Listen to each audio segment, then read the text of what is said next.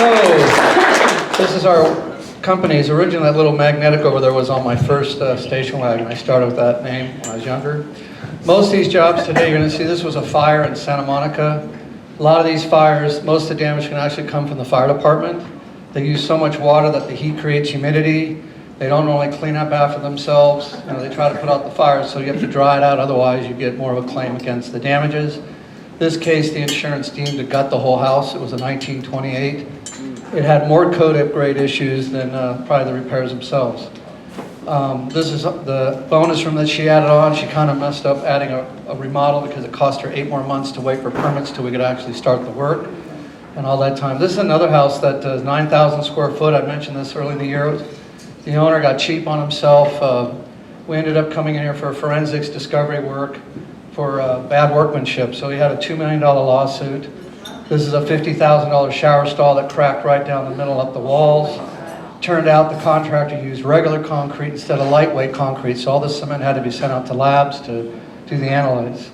A lot of times to keep residents in their homes, we put up these temporary scaffolding rigs, which are pretty handy because we can crawl up the side of your house. In this case, the air conditioning was done so poorly, we had to redo all the air conditioning. We have to do street closure permits. This is in the Holmby Hills, kind of a tough neighborhood to shut down the street. People seem to get irate at you when they have a lot of money.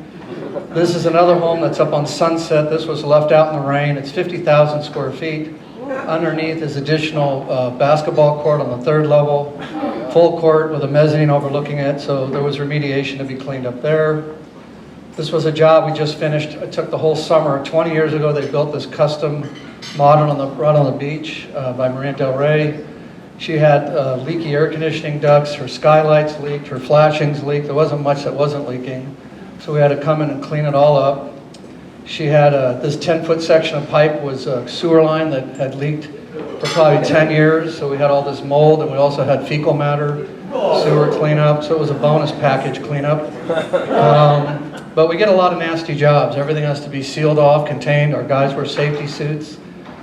This is what it looks like after we tear out all the drywall, carpet, plywood. We actually gut the area.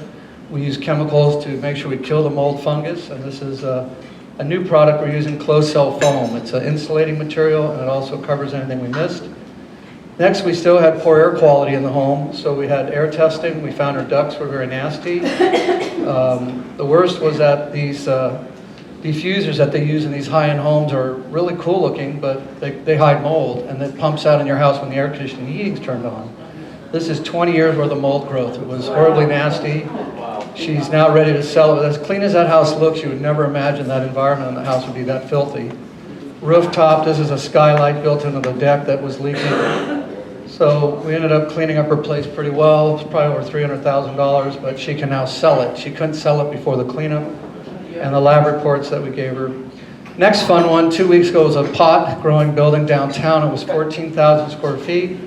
They said they spent $3 million on air conditioning, wiring, and a fire sprinkler system. Problem is the city is a year behind schedule hooking up commercial buildings. So the place caught fire and they lost all their crop and no insurance to cover that one. We did a lot of work in Montecito. This was mostly char and ash, which was different than the Malibu fires and the recent fires up in the hills. This stuff is just like kitty litter in its graininess. It was really amazing. We dropped about 50 grand in specialized equipment. We spent 5 months where the house had to be completely emptied, and these are compounds. This is like a 15,000 square foot home. We invested in a HEPA rotobrush duct cleaning system with a camera. This is our prep to just protect it while we do our remediation and cleanup. That's how we gave the house back, all the furniture back in place. This is a current job above Sunset in Barrington. She had a water line that broke under the slab. If you look at the wood floors, they're all kind of ripply. For 6 months, she didn't notice. Slowly, it was ruining her floors and her cabinetry. She had the cabinets we try to save with this injector system. It's pretty new technology. And then these are an assortment of dry-out machines and HEPA machines that keep the air safe. The millwork had to come out afterwards. The insurance insisted on it, so they couldn't have a lawsuit. These cracks, we found out, were letting groundwater up to the floor as well. These are moisture meters. We have a lot of equipment, a ton of equipment. This is another home I mentioned to you on Mandeville Canyon. Sewer break that was leaking for 2 years. This is how we started the job. Super nasty. Somebody didn't know plumbing. 4 feet of pipe, had 6 different repairs. These guys get double pay, so we do reward our crew. And that's kind of the soil under the house, which let us know is at least 2 years old. This is the one I've told you is my whopper. It's 103 million up on Sunset, 2 acres. The guy bought it as a, I don't want to say fixer, but he paid top dollar. This is the main air intake for his air conditioning for this compound, 37,000 square feet. Super nasty. We use a sewer camera to run a 40-foot length. These guys put the duct in the dirt and poured cement on and crushed it from the first day. It was always meant to fail. That's an interior shot, just share the level of what we have to know how to handle these properties, the liability we inherit. This was my negotiation office. It was pretty nice. I felt like a king. So he's a really hard baller. This guy is not a fun guy to negotiate with, and we're in that room every time. We bought these digging machines a couple of years ago. We use them. And basically, we've moved about 80 tons of dirt so far, and now we're 15 feet deep, and there's a lot of liabilities of cave-ins. The piping that someone did was cheap pipe. We use the best quality, even though it's plastic. Future repairs, all of his marble walkways are leaking water under them, all the way to the backyard. Just amazing the amount of money. His tennis court, every wall around it wasn't waterproofed. So I could be here for a lifetime and maybe I'll inherit it one day or something. But they're very difficult to please. Most of these clients are super picky and you really have to know what you're doing. This was back in Montecito. This was a house they were going to rent from the other house. Did air quality testing, found out they had char and ash in this house, so we brought all of our equipment over just to get it ready for a $45,000 a month rent. For our client, she wouldn't move in without the air cleaned and certified. So again, we're on someone else's property with the liability if we damage any furnishings and fixtures. So my emphasis is we're very, very careful. We know what we're doing. This was up in the Highlands and the Palisades. It had foundation issues on a hillside. It's pretty common in California. So again, we always wrap. We spent a lot of money on tape. The crew, I used to do this myself when I was 19 all the way to my 30s. We bought all these air jacks that lift a house as much as 12 inches. And we can level you up pretty much back to dead zero with our laser levels that we have. And then we get our geologist to tell us the depth of the footings. We put rebar, we pour concrete. All this is on the guy's belly. Again, they get paid very well, but we save structures. My fun side, I've been going to the Colorado River for 30 years. This is Laughlin. Oftentimes I drag poor Beverly into typing on these trips, and then as a reward, we used to go to Lake Powell, so I took her there in September for her birthday. This makes up for a lot of the ugly jobs we get. This is on the Colorado River, the horseshoe. You can see this, about a 40-minute walk. But we spent about 8 years going up on this lake with our buddy's houseboat. Then I took her to Zion a couple hundred miles later so she could kind of see more desert beauty. So coming from the tropics, I've learned to really love our deserts. This was the restaurant, if any of you ever go to Walt Wheat Marina. It's a fabulous resort. And then I've been jet skiing for like 36 years, so that's my new one.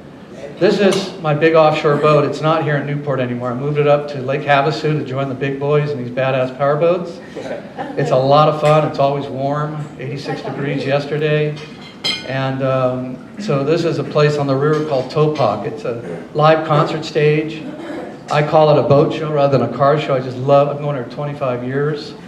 This is the big boat last week, floating in fresh water to clean all the salt out of her. 75-mile-an-hour boat ride in progress. And I've had a few of you in the room that have gone on trips. That's just what it looks like heading out. And then this is Beverly's birthday present. I haven't had a lake boat for 20 years. So this is her badass. And it's my birthday coming up. Yeah, so what's fun is this boat is like front to back real estate. It has these little easy chairs. And I've never seen her so happy. It was worth every penny. This was our ego shot. Both boats in the parking lot at the Holiday Inn. Then we got in trouble. We went on the island above London by London Bridge, and we found this lot. And it's an amazing deal. This is a 7,400 square foot house. The garage is about 4,000 square feet. So this was it last week. It's about a year from now being completed. Wow. And it's amazing. This home in Los Angeles would be about $6-7 million, and here you can get it for $13.5 with a pool and hot tub. So we're kind of excited. It's a little nervy. That's the kitchen and the great room. There's 16-foot high ceilings. We're working out there to kind of oversee this project, so we're having fun with this. Need some landscaping. This is the backyard. It's What's cool is it's a 50-foot setback between the houses, so you're not crammed in. This is the master, this is the garage, and every guy that comes here just gets a full Woody. This garage is 65 feet long, has like 18 foot, so there we have to drag her birthday gift to see if it fits. And anyhow, I want to thank you all for helping me get to these adventures in my life and my work, and that concludes our show. Thank you.